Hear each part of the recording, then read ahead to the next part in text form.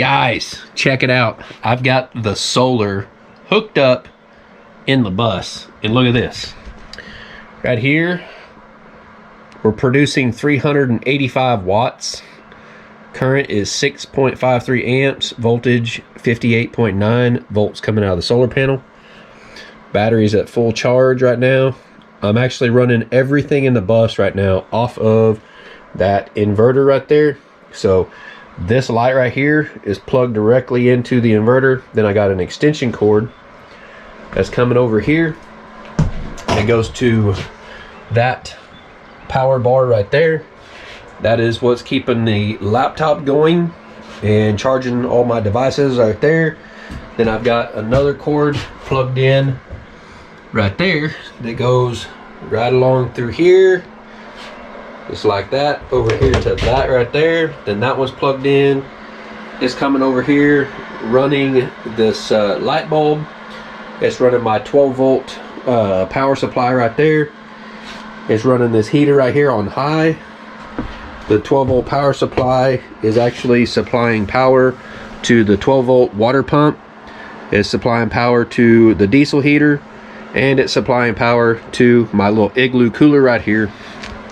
So as you can see, we got power to the diesel heater right there. We can even turn the water on. Well, I better turn this over here. Just like that right there. So everything in here is working right now, running off of solar. Oh, the fan just kicked on the inverter.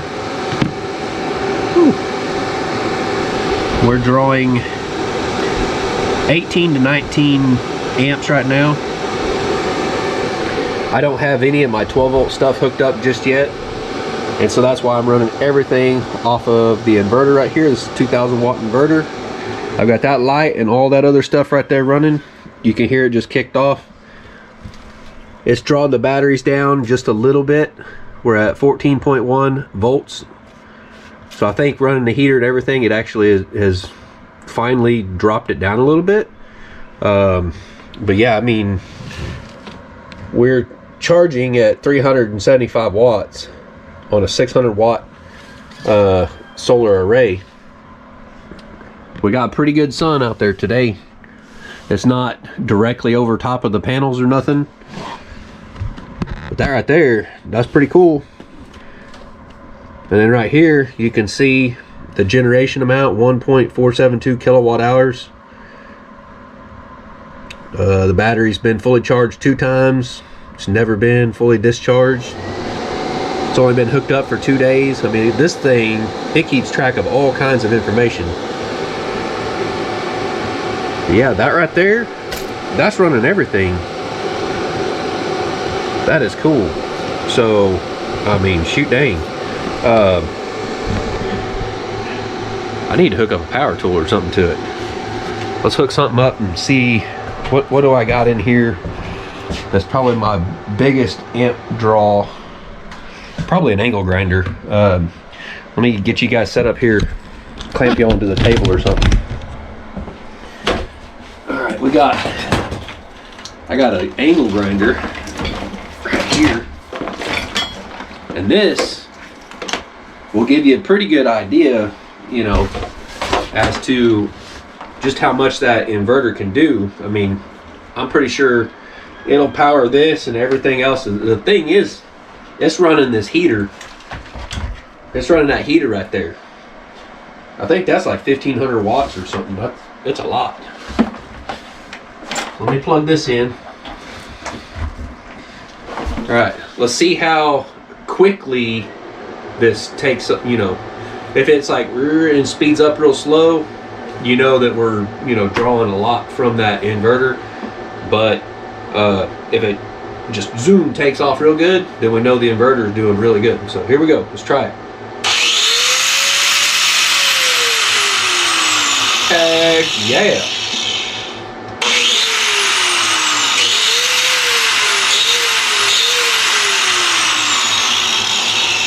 I am super happy with that inverter. It will do everything I need it to do, and then some. We'll go ahead and turn this heater off because it's warm out today. We don't need this thing running. But you know, when you set up something like this right here, or when you get a new generator or something like that, you pretty much, you know, it's what we do, or what I do. We hook up like everything we could think of to it to see if it will do everything we need it to do. Now, you know, my little 2,000 watt generator that I have, it's a Predator 2,000 watt. It's just a little inverter generator.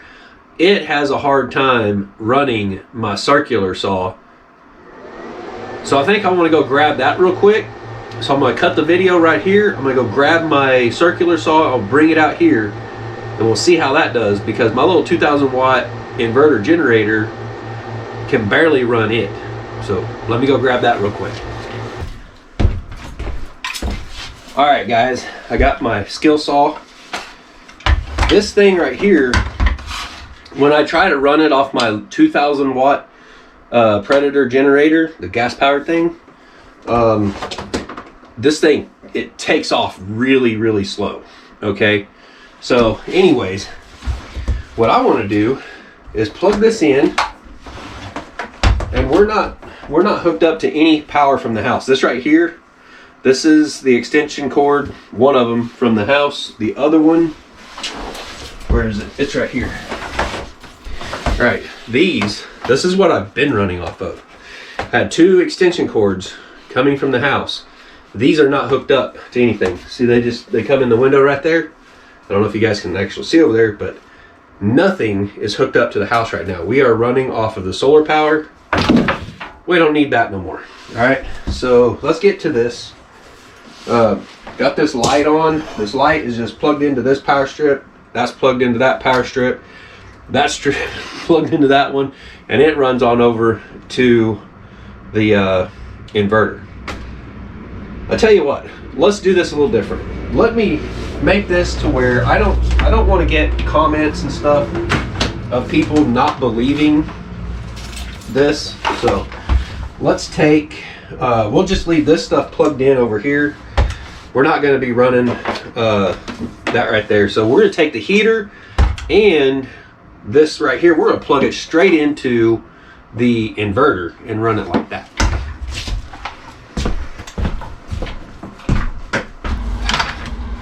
All right, guys, we got you over here at the inverter. We got the heater right here plugged in. It's going straight into the inverter right here. Running this, I think this is a 1200 or 1500 watt little space heater. We got the cord for the circular saw plugged in.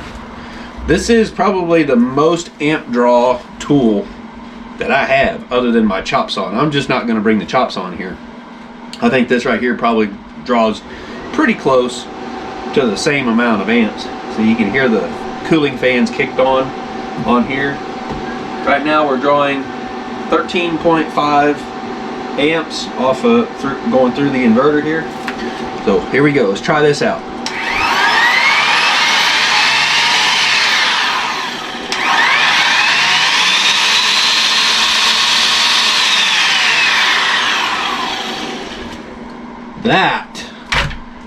That really, you could tell, drew down on it. So this thing on my 2,000 watt gas powered Predator generator, it starts up a little bit faster than that. So let's turn off the heater. Okay, half an amp right now. Let's see what this does.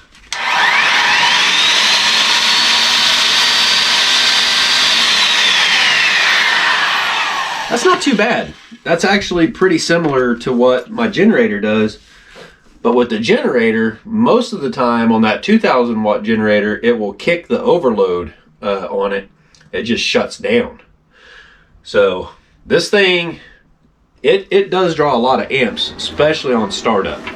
So yeah, I probably shouldn't use that very much. My load parameters, it's not going to show me any load or anything until I hook up to this right here. If I'm pulling all my power through the inverter, it's not going to show me any kind of usage data or anything. But I mean, the batteries are still at 100%, even though I've been running that heater for quite a while in here off of the inverter and everything. It's just not drawing the batteries down at all.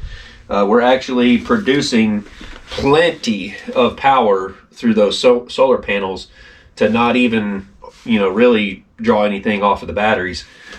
Even though this right here is hooked directly to the batteries, it's not directly hooked into the charge controller, and that's why it doesn't give us any information as to how much power this right here is using. So anyways, this is pretty phenomenal, guys.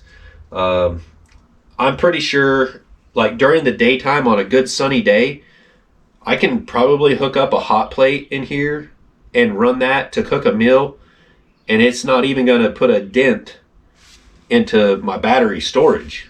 Now, if I had run the batteries down from the previous night, that might affect how quickly my batteries charge. But as of right now, as far as I can tell, with 600 watt solar panels on the roof, if I get any sort of sun, I'm going to be doing pretty good.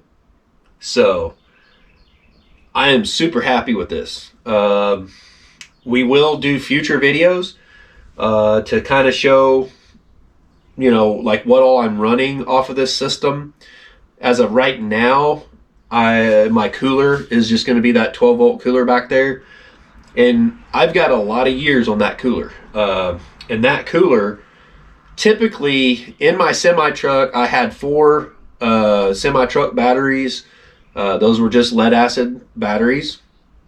That's, typical in a semi-truck, but I had 4 instead of 3. Normally my semi-truck would just take 3. And since I had a 3,000 watt inverter in there and I had a hot plate that I cooked on in there, I would actually, I put 4 batteries in there to help with that. And so over 3 days, if I left my truck sitting without starting it or anything, I didn't have solar panels on my truck, right? I just had the alternator to keep it charged. And over 3 days with that, just the cooler running in there, I would actually turn my inverter off. Okay, and so I just had that 12 volt cooler running off of those 4 batteries, and it just took about 3 days to drain those batteries down so far that I couldn't start the truck.